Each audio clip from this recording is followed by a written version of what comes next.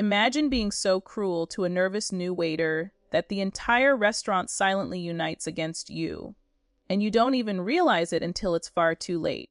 If you've ever worked customer service, if you've ever been talked down to, mocked, or made to feel small just for doing your job, hit that subscribe button right now. Like this video, because stories like this are why justice still feels good. And stick with me because this revenge wasn't loud at first, but when it landed, it echoed. Back in 2015, before life hardened me the way only food service can, I was working my way through nursing school as a waitress. Long shifts, sore feet. That permanent smell of fryer oil clinging to your clothes no matter how many times you washed them. The restaurant itself was different. No ads. No coupons. No flashy signs. They lived and died by word of mouth. Reputation was everything. Every guest mattered. Every interaction counted. By that point, I'd been there a few months. Long enough to know the menu backward, long enough that management trusted me.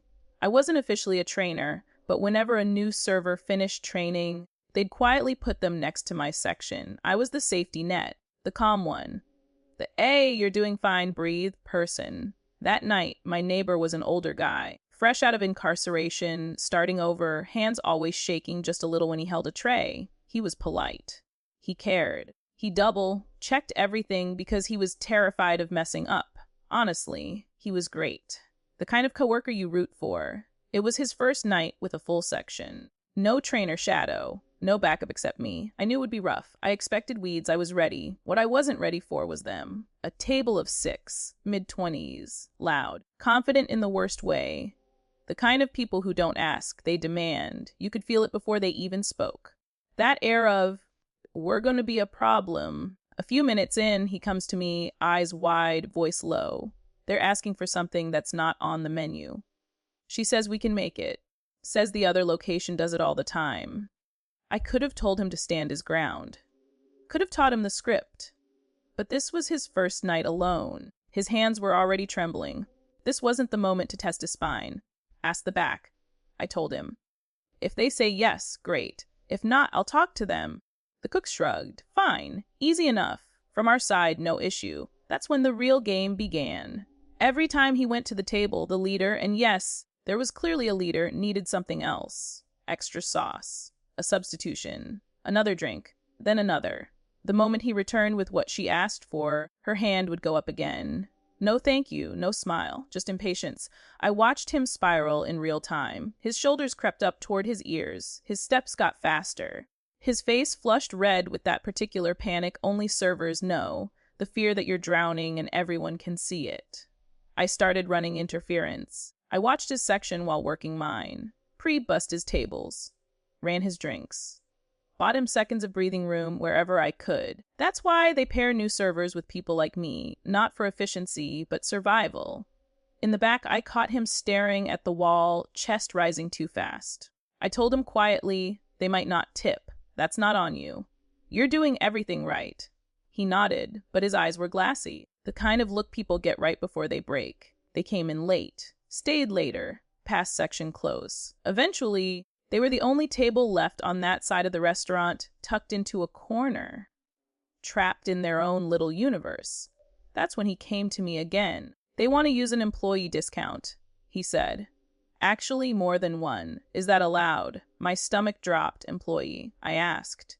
And then he told me everything. Apparently, the leader had spent the entire meal tearing him apart, laughing at him, calling him incompetent, telling the table, loudly, that she was a trainer at our other location, that he was the worst server she'd ever seen, that she couldn't believe he still had a job.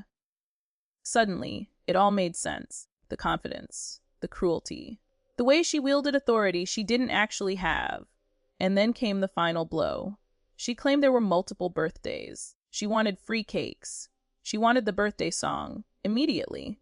Something hot and sharp bloomed behind my ribs. My jaw clenched so hard my teeth hurt. I didn't feel angry. I felt volcanic, controlled, focused. I told him, prep the cakes. Don't go out yet. Then I went straight to my manager. Now, let me tell you something rare and beautiful. These managers had our backs. Always. And when I explained calmly, clearly what this woman had done, his smile disappeared. His eyes went flat. A restaurant that survives on reputation does not tolerate someone like her. I asked permission for what I wanted to do. He smiled. Slowly. Go for it, he said. And as he took the employee numbers she'd given for the discounts, numbers that absolutely could not be stacked, he added, I'll make a call. I ran. I grabbed every employee I could find. Servers, hosts, buzzers, a dishwasher still in gloves. I gave them the fastest explanation of their lives, the cruelty, the fake authority, the plan. Every single one of them nodded. We lined up. I told the shaken server, let's drop cakes.